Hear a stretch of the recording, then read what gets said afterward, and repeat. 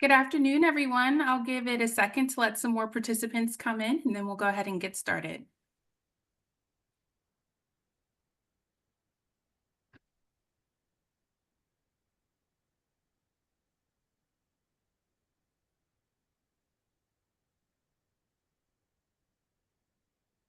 Alrighty, we'll go ahead and begin. Welcome to today's Thirsty Thursday, and thank you for joining us, or welcome back if you've joined us every Thursday. My name is Alicia Mitchell, and I'm the Senior Operations Manager at NGA. Before we dive into today's webinar, please take a look at our upcoming events, and you can also find our events listed on glass.org/events. As a reminder for today's webinar, it will be recorded and available on glass.org/webinars and sent to your emails by Friday.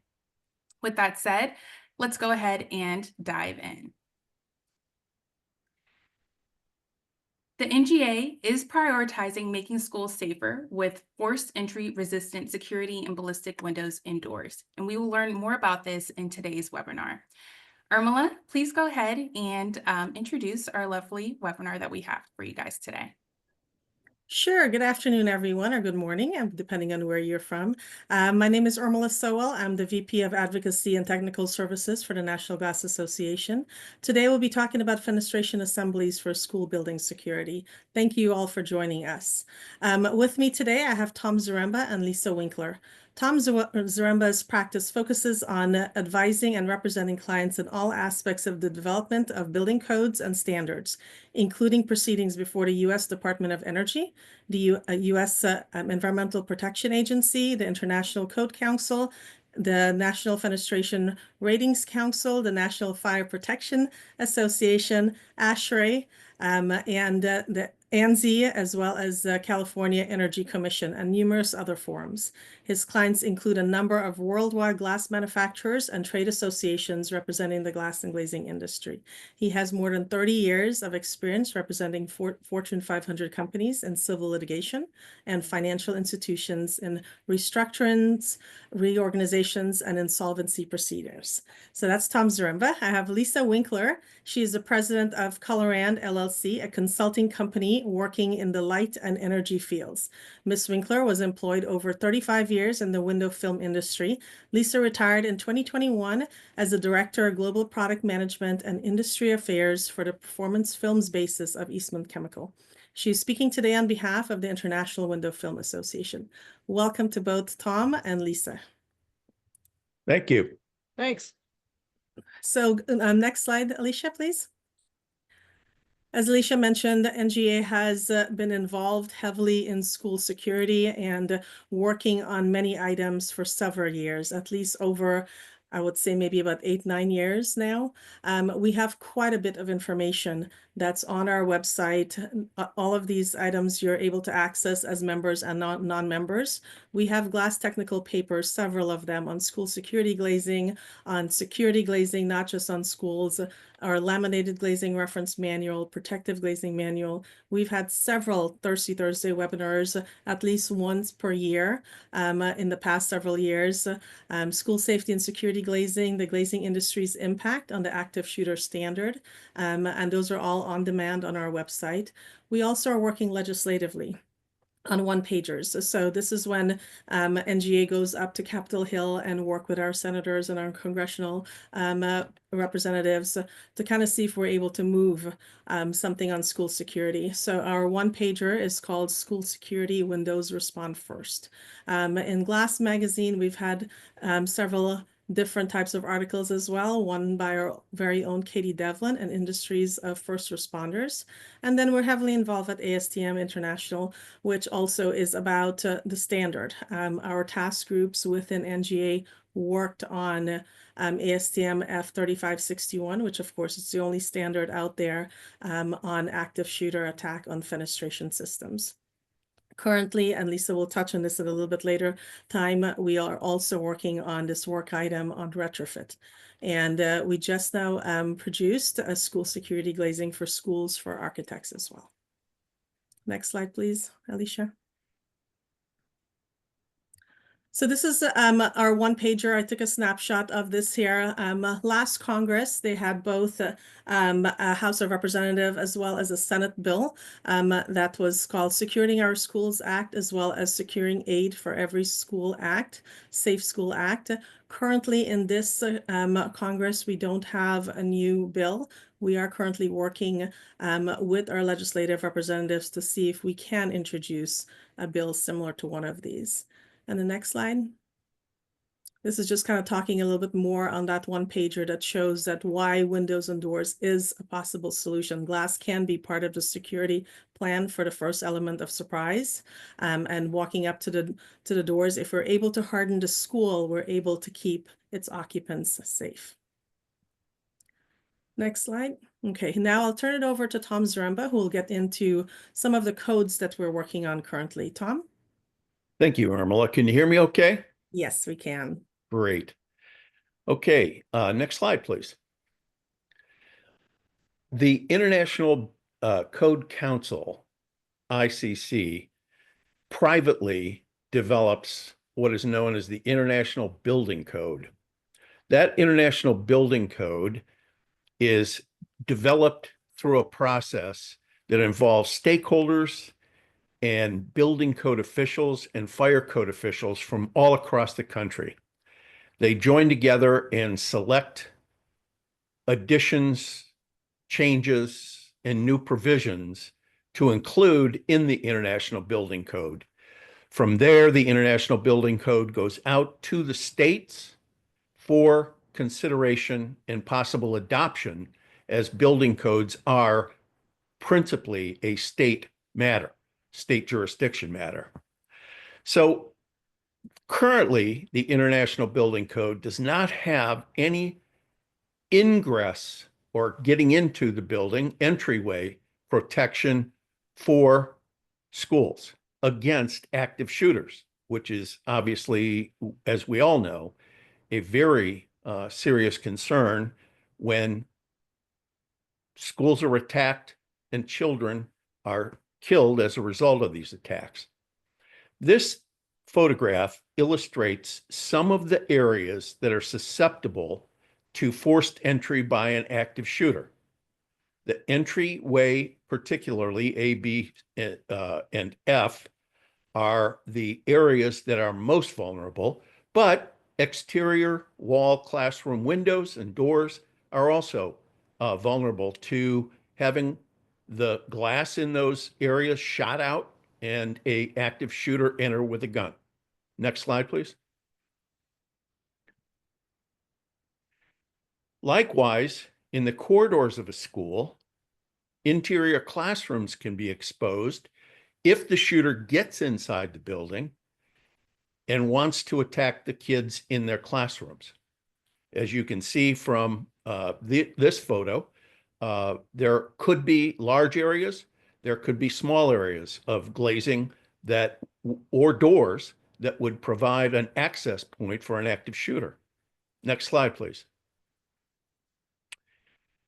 The National Glass Association, in combination with the Glazing Industry Code Committee, have developed a proposal, which is now currently denominated G88-25, which will be heard for the first time in Orlando starting on the 27th of this month at hearings before the International Code Council. Next slide, please. Section 305.1 of the International Building Code defines what a school is. And it's called an educational groupie occupancy, and it includes buildings or portions of buildings where 6 or more persons at any one time are assembled for educational purposes through the 12th grade. So colleges are not included, pre-K or pre-first grade are generally not included. Our proposal, G88, would create a new Section 429 in Chapter 4 of the International Building Code. It would apply to educational occupancies, but only those having an occupancy load of 50 or more. It would not apply to daycare facilities or those accessory to a place of worship. And you can see where in the IBC, we're going to try to bring into the code section 429.1, applicable to all Group E occupancies, 50 or more, with a occupancy load level of 50 or more, but not for daycares or place of worship. Next slide. By the way I've arranged this is the red parts are the things I'm talking about. The black parts are actually the code sections that we are bringing forward to the International Code Council. Next slide, please. G88 will protect three parts of a school building. First, main entrances. Second, door and window access areas and exterior walls. And finally, classrooms. These areas will be protected from forced entry by using assemblies that consist of materials tested to a new standard that Urmilla mentioned at the very beginning, which is ASTM F3561. It is a standard test method for forced entry resistance of fenestration systems after simulated active shooter attacks. That's quite a mouthful, but basically what it requires is that doors, window, and other glazed assemblies are tested by firing multiple bullets into them, weakening them. Then that weakening is followed by an impactor, which strikes the assembly at various levels of force, 150 foot-pounds, 400 foot-pounds, 350, and so on and so forth. If it resists forced entry after being shot and after being struck with an impactor, it passes the test. Next slide, please. Main entrance areas, first of all, under our proposal, have to have a view to areas approaching the entrance. Otherwise, those inside the building won't know when the doors need to be locked or need to be opened. You need to see who's approaching the main entrance in order to give the door locking mechanisms operative effects. The windows, doors, and side lights in the main entrances and any other glazed areas in the main entrances accessible from the ground must be protected from forced entry. And again, the black area 429.2.1 shows the exact language that we'll be proposing to the International Code Council. In addition to main entrance areas, all ground floor entrance areas and any exterior wall of school must be protected, but only if protection is warranted by the risk assessment of a registered design professional. And that's the section in black at the bottom of the slide that shows the exact language we'll be presenting. Next slide, please.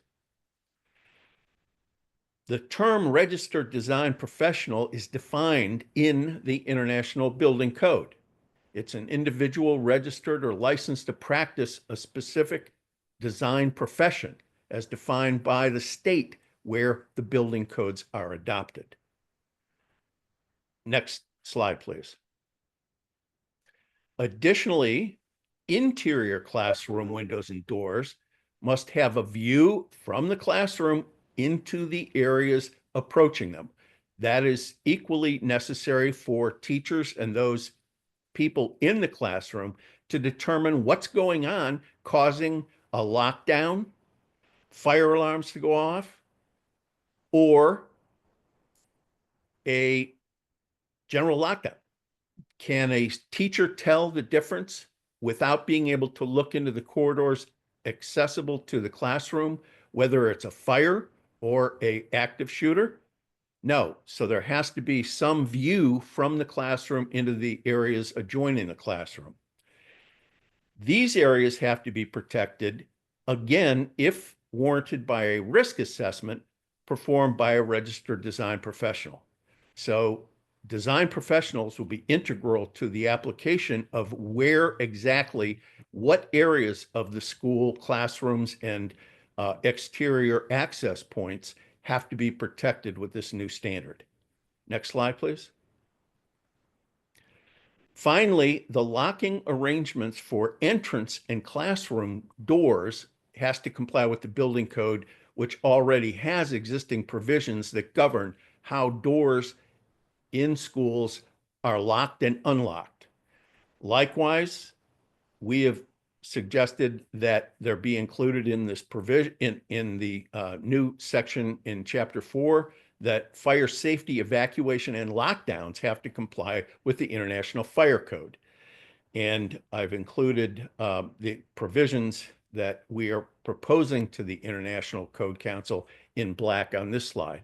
So lockdowns, fire safety, and evacuation requirements are all governed by a fire code, and how doors are locked and first responders and others would acquire access into these areas that are protected are governed by Chapter 10 of the Building Code, Section 1010.2.7.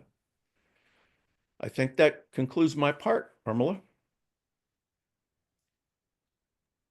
Thanks, Thom. We'll turn it over to now Lisa Winckler to talk about the role of surface-applied film in school security. Lisa?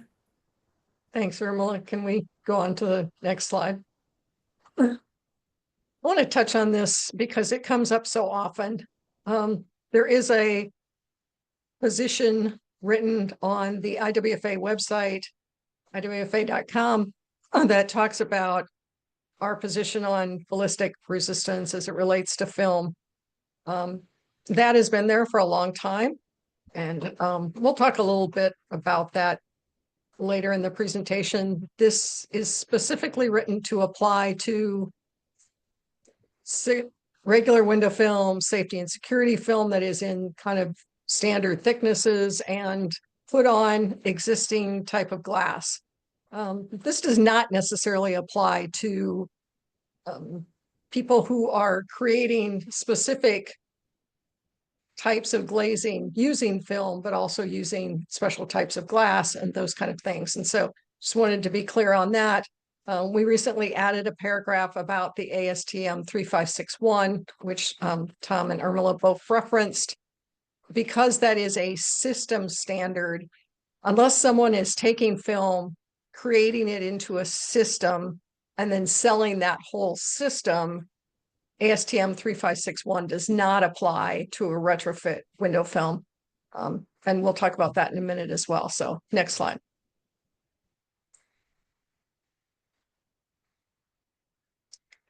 So the three things we are going to touch on is what's going on in various state laws. I'm not going to cover them all. What are kind of the issues that people are bringing up about retrofit applications? And then finally, we'll talk about using safety and security window film for delayed entry and how it applies. All right, Texas is probably the most well-known state that put something in their legislative and specifically called out film. It was enacted in May of 23. It was very expansive and applied both to existing schools and new schools. It had to be implemented during the 22-23 school year. There was a couple clauses that allowed you to kind of move that further out, but those all expired at the end of August last year. And we estimate that probably well over 95% of the schools have been updated unless they had some out that they were allowed to get out of. But and this was for all exterior doors. Talks about but the specific language that applies is unless the inside and exterior secured area, doors constructed of glass or containing glass shall be constructed or modified such that the glass cannot be easily broken and allow an intruder to open or otherwise enter the door. And then it says, for example, using forced entry resistant film. And it included windows that were adjacent to an exterior door and ground level windows near exterior doors. And so they're almost every school in Texas in many ways, except new construction, which is following obviously a different set of rules, has been updated. Next slide, please.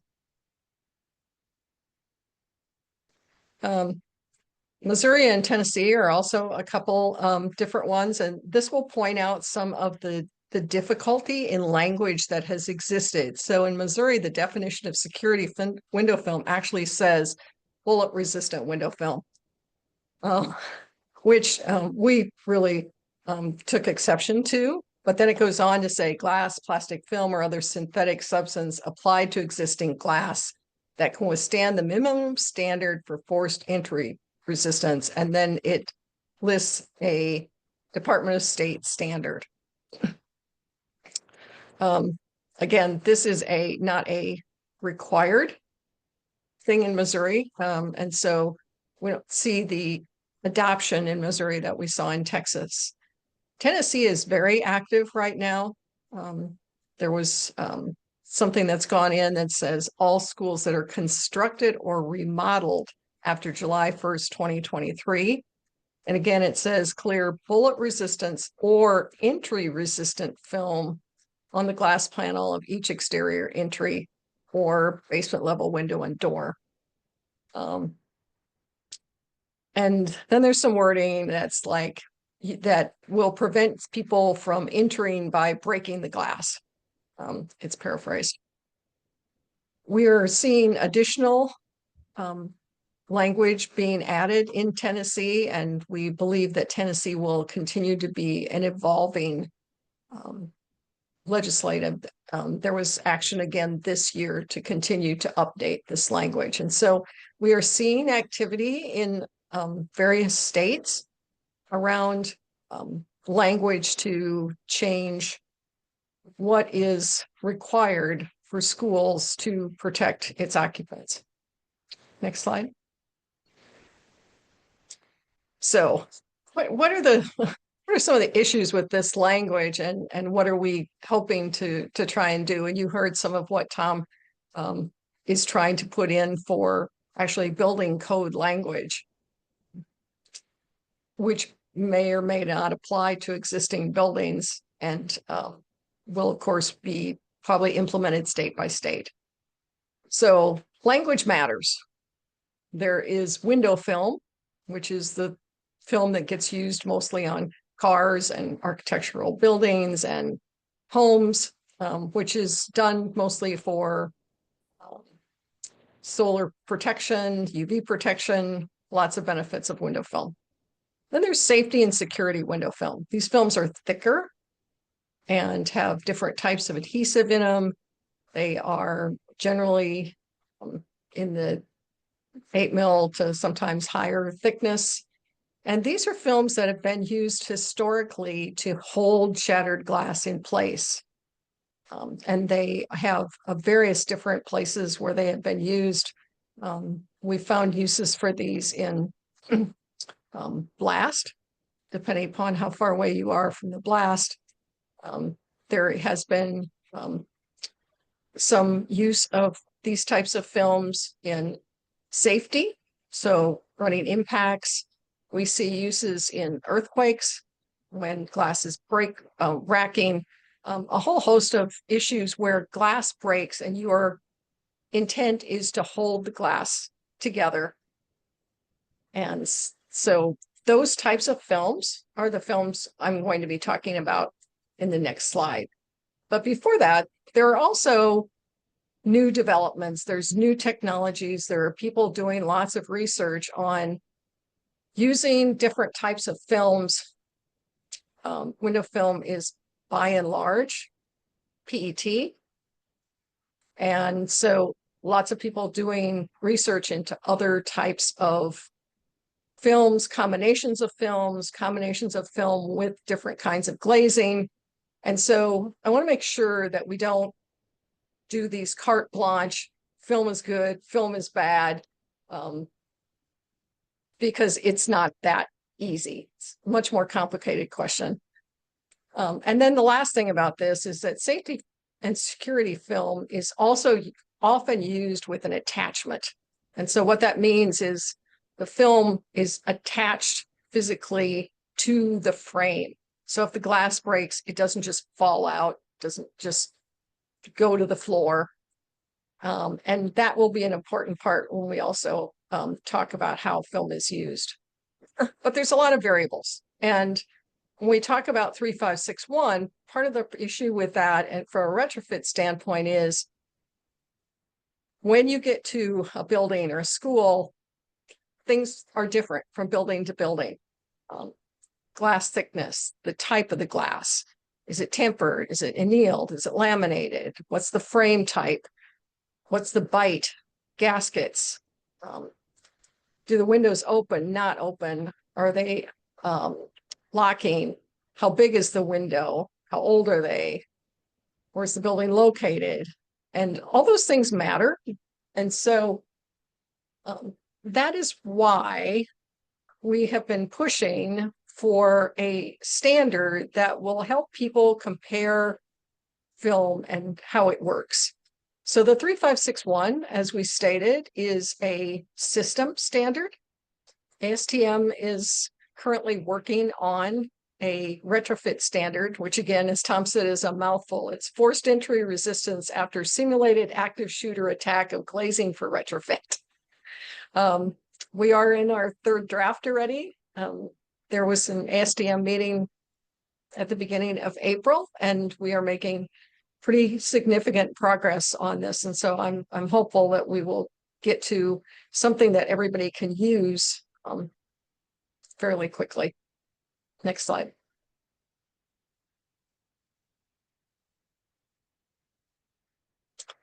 So what is the role of surface applied film?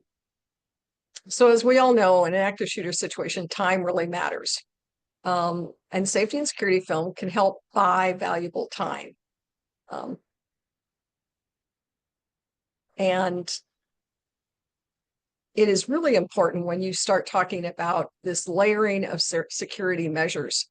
And do you have cameras? Do you have fences? Do you have all these other things? Not just glazing. And many, many schools are going through that study right now with, as Thom said, professionals, where they're looking at what can we do? How do we buy time? And what series of actions can we take to buy time? So safety and security film is designed to hold shattered glass in place. And especially when it's used in conjunction with an attachment system. And attachment systems are strongly recommended for best performance. And so what we're talking about is the difference between, I take a couple shots and tempered glass is all on the ground and I walk right in. Where one of the things that film can do is it can keep the glass in place. It'll keep you from just walking right in. But it's not the same thing that we're talking about when we talk about a film that is designed perhaps to do some of the things that 3561 is designed to do.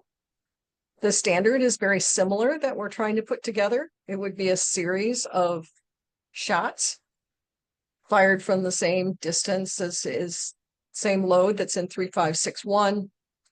And then how hard is it to get into, or specifically in 3561, how difficult is it to make a hole big enough to put your hand through so that you can unlock the door, or if you break the window next to the door, you can still get your arm through and unlock the door.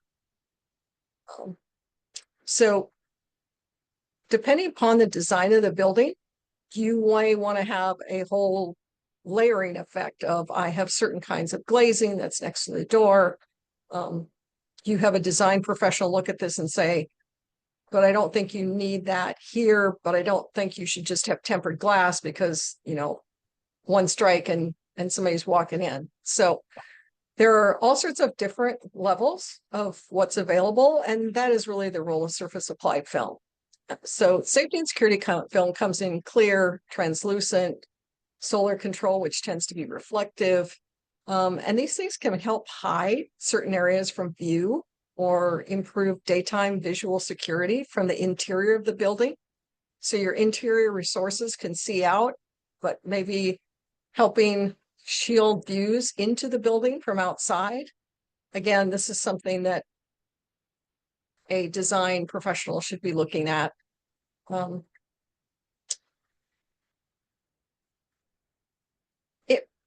I guess the other thing that is in play here is, and nobody wants to talk about the cost of any of these things, but it may be cost prohibitive in a building to change out all their glazing at one time. In Texas, it was easier.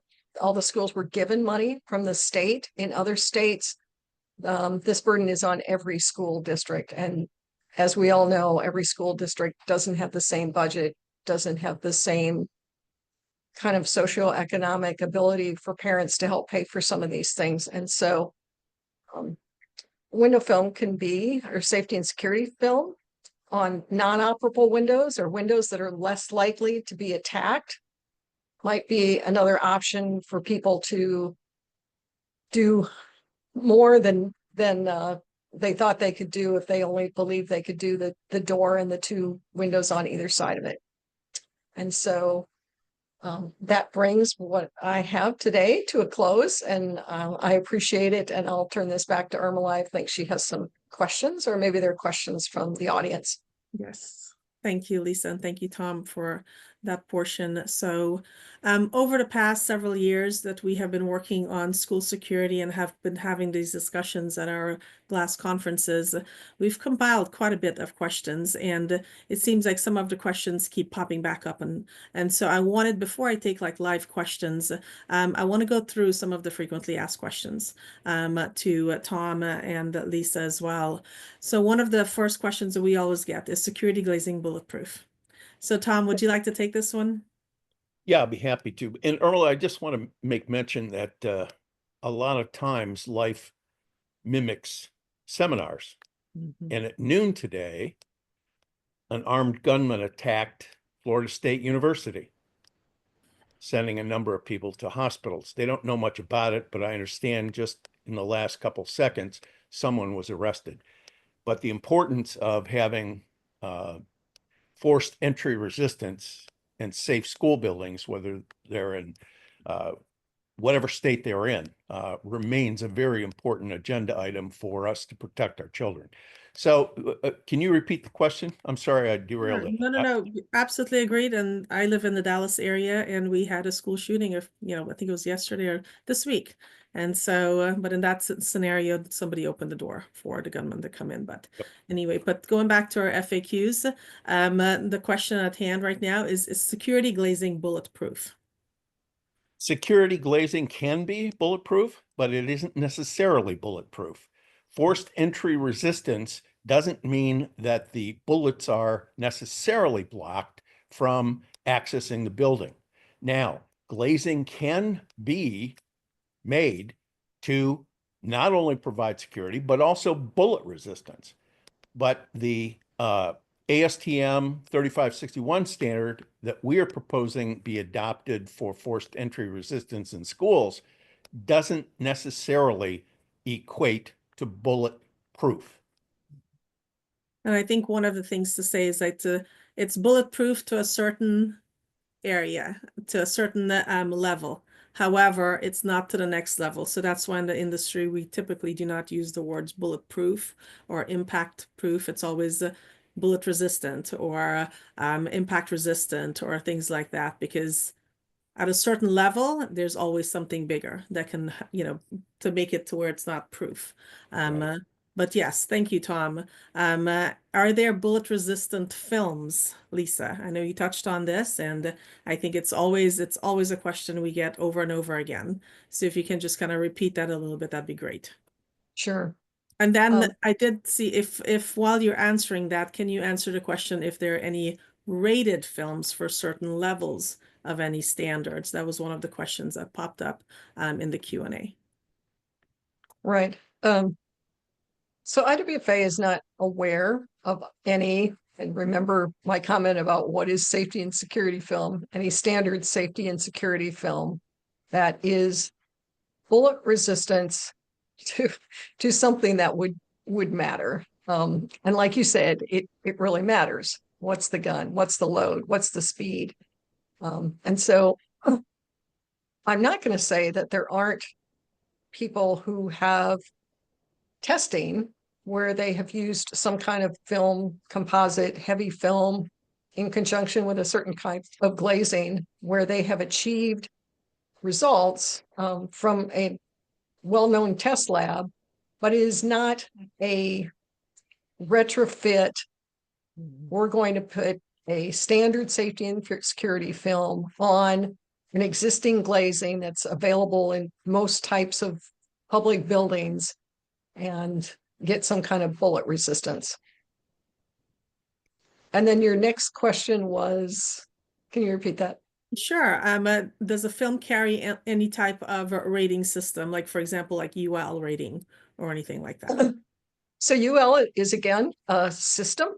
Mhm. So if you look at UL 972, that is a system rating as well. And so, as I said, there are companies who are using film, creating a system and then selling the system.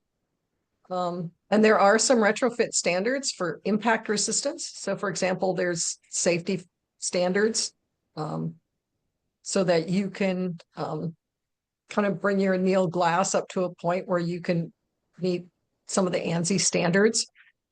Those are all things that you should be able to ask your film supplier, and they should be able to supply those types of test reports. There's test reports for certain levels of blast. Almost all the ones that have something to do with impact, especially if it has to do with tempered glass, all require some kind of attachment system. And again, I can't emphasize enough how important an attachment system is if you're trying to pass some kind of test that is impact related. Yep. Can I add on to that a little bit, Urmilla? Yeah. Yes.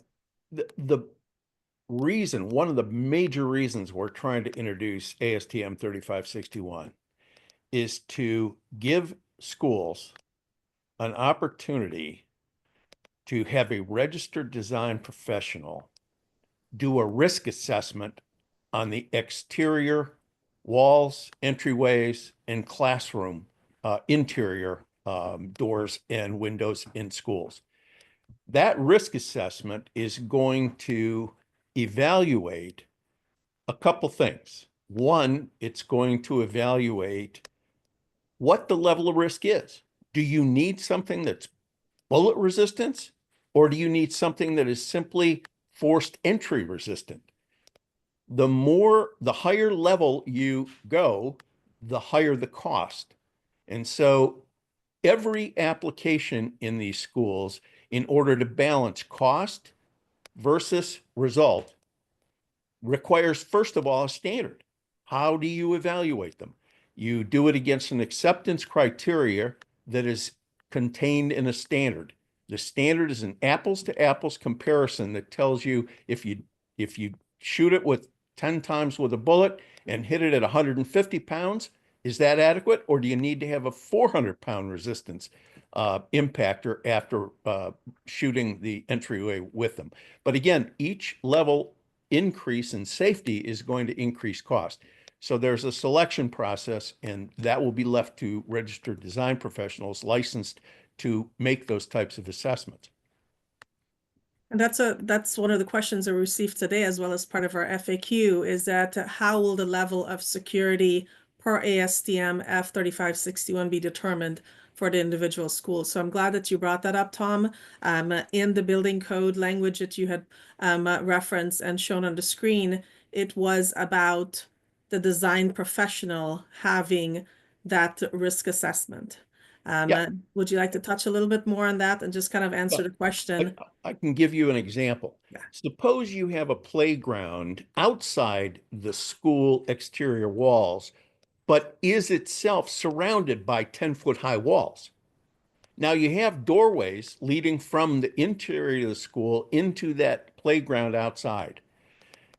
Is there a high risk that somebody's going to go over a 10-foot wall and come in through the doors through that access the playground?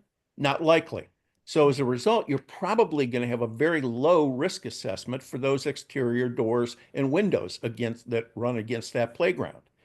That's the kind of thing that the registered design professional will be able to evaluate and say, you really don't need to apply ASTM 3561 to these windows and doors. They're protected by the wall surrounding the playground.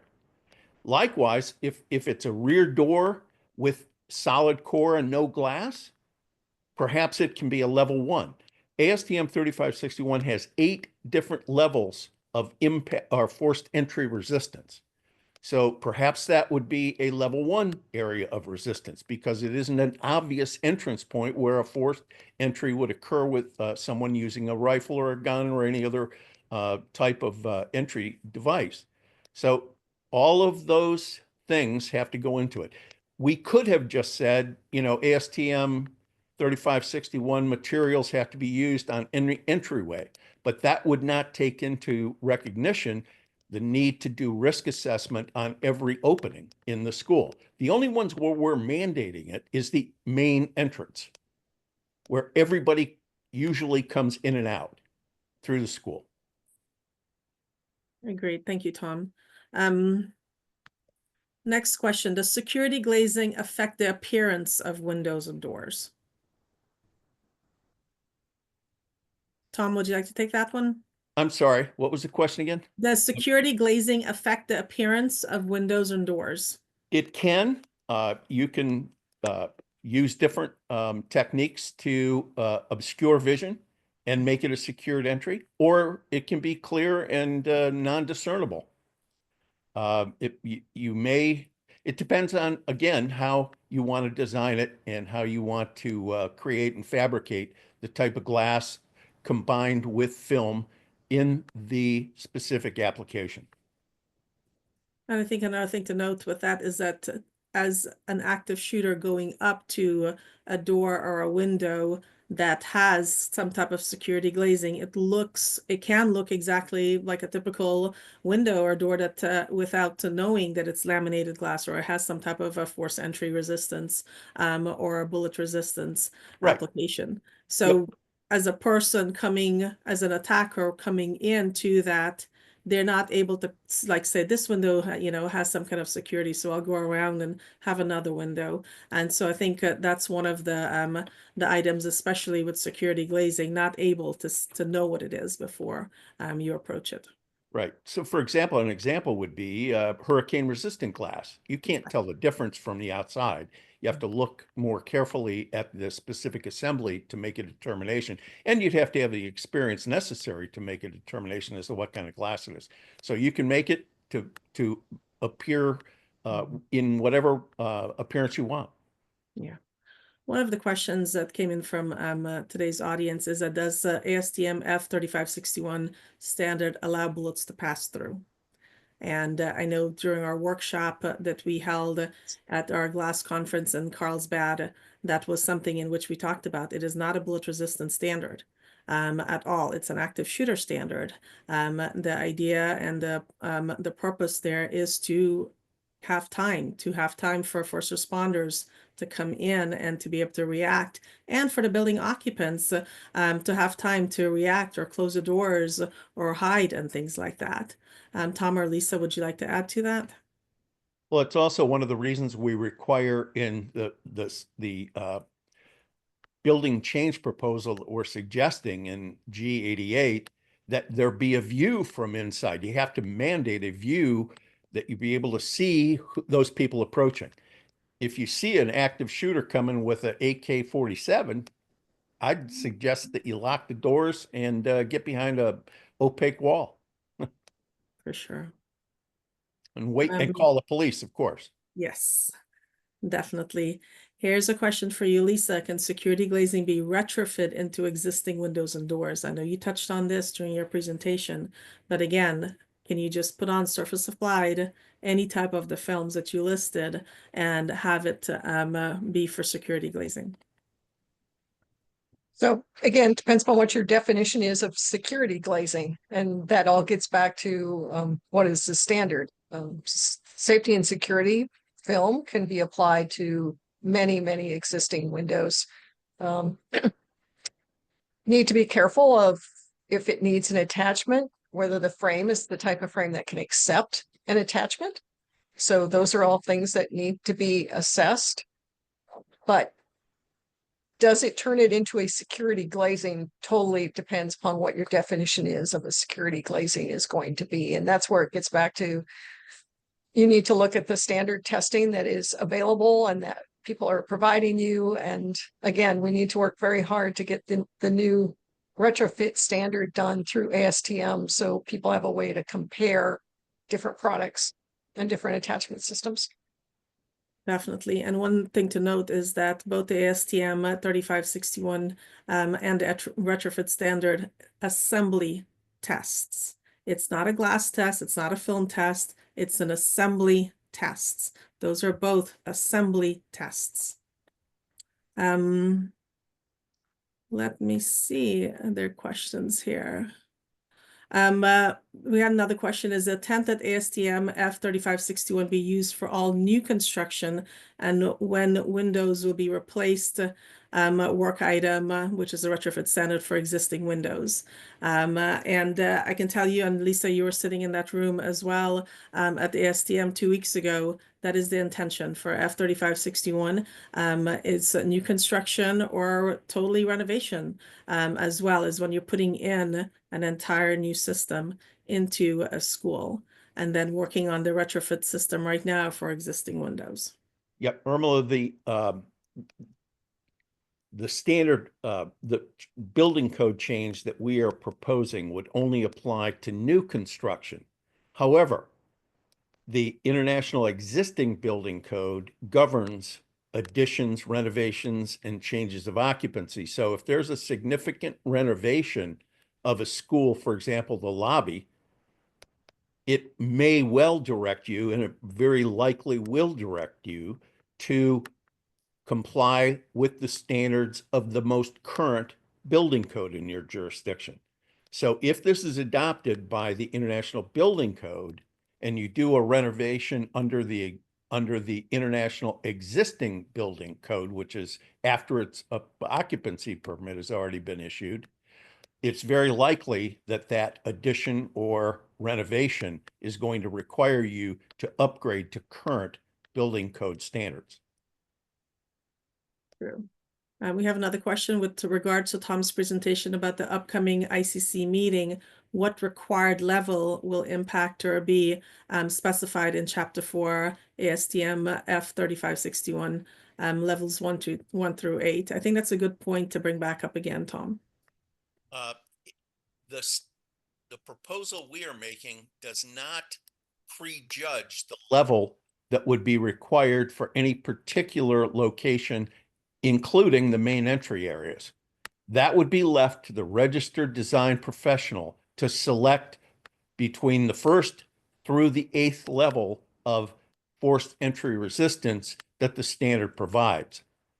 You can't really make that judgment. We've concluded you can't make that judgment in advance before you see the designs and plans, surrounding area, what surrounds the building, how far is the building from the parking lot, how long are the walkways that are between the parking areas and the school building itself, what is the exact design of the lobby area of the and what type, for example, of security systems, in addition to the glazing forced entry protection that we're proposing.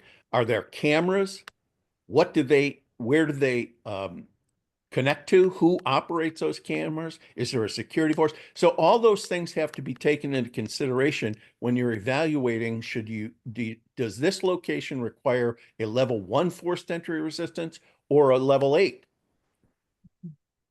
So there's a lot of questions on who is going to be the registered design professional. Alicia, if you can go to slide 12, please, and show those definitions again. And then Tom and Lisa, if we can talk through the design professional, because quite a few questions are talking about, like, how do we engage a design professional? Who are design professionals? Design professionals will now have an undue burden, for something like this here. And so I think it would be, Alicia, sorry, one more slide. I thought it was slide, it's the one that has the defined level. No, one after, keep right? going forward. There you go. Next slide. Next slide. there. There you go. Yes, thank you. So Yeah. Tommy, if you want to kind of talk a little bit about this, because we have like a flurry of questions Yep. on design professionals. The registered design professional could be an architect, engineer, structural engineer, depending on the level of their training and expertise. It's any individual registered or licensed to practice their respective design profession as defined by the statutory requirements of the state. If a building owner hires a registered design professional, that design professional may well become a registered design professional in responsible charge. That is one registered design professional that is engaged by the owner. Every state has different terminology for architect, designers, specifiers. So the building code says the registered design professional is that person licensed in that state to provide that type of advice to the building owner. Agreed. I hope that clears up some of it, some of the questions that we're seeing on the registered design professional. For example, Urmilla, we just had a discussion yesterday with the AIA, or Architects Institute of AIA, American Institute of Architects. And one of the people on the call specialized in school design. So that person would clearly be a registered design professional in that particular instance. That person was in one of the Midwestern states, but the company she worked for was SSOE, which has architectural offices throughout the United States. We have one here in Toledo, Ohio. So that person from that organization licensed in that state to give that type of advice would be the registered design professional.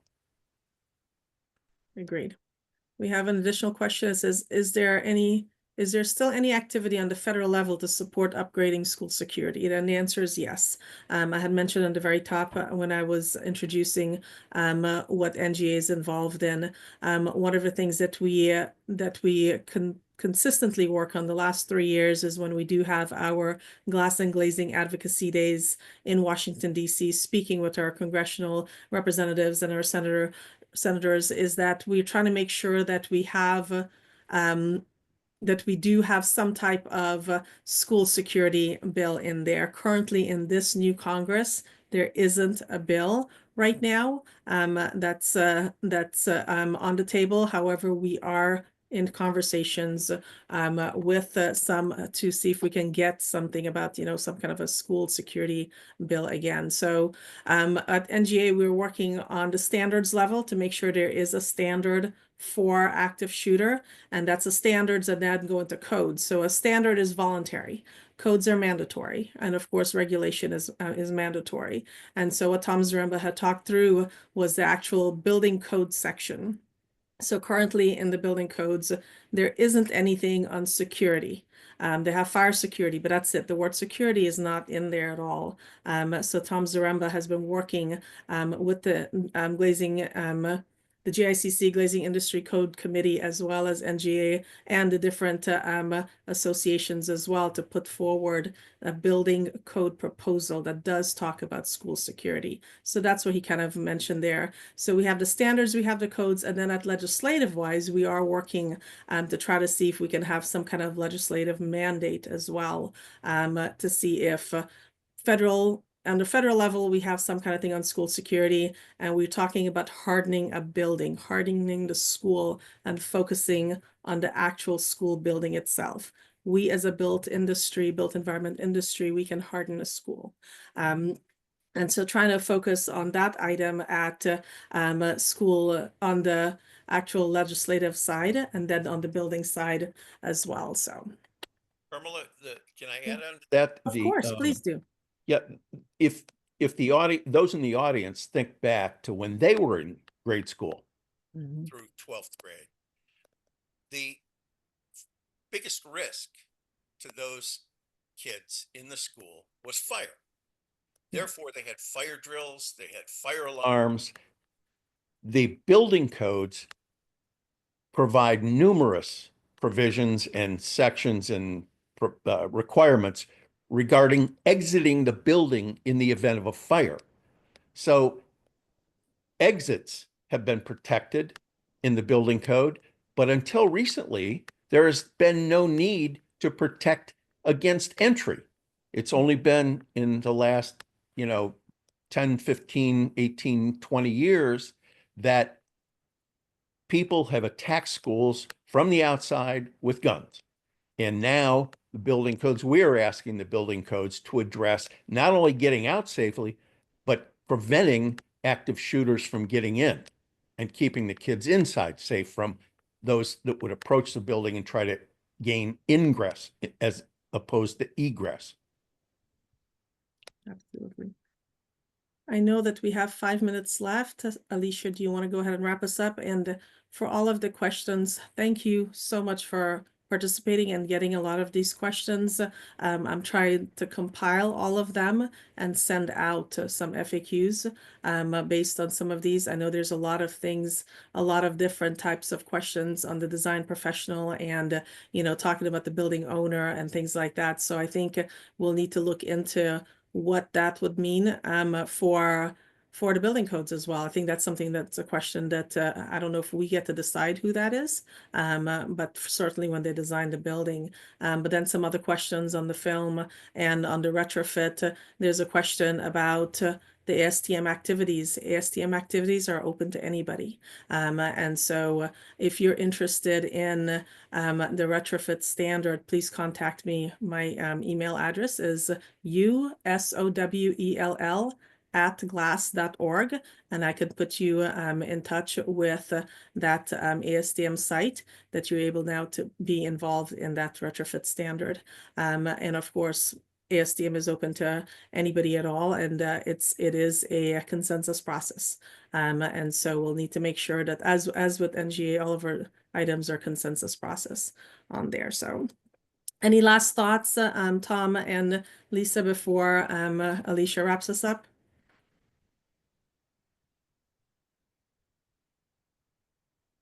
No, I appreciate the invitation. I will say I went through town yesterday and all the flags in Virginia were at half-mast and I had to look up why. Yesterday was the anniversary of the Virginia Tech shooting. And so it continues to haunt us, all these school shootings. For sure. Alicia? Well, thank you all for joining us today. Before you leave, a couple of reminders. A recording of this webinar will be available on glass.org/webinars, and it will be sent to your email by Friday. If we weren't able to get to your question or your comment, we will have our advocacy and technical team in touch with you. And thank you all for joining us today. Thank you. Thank you.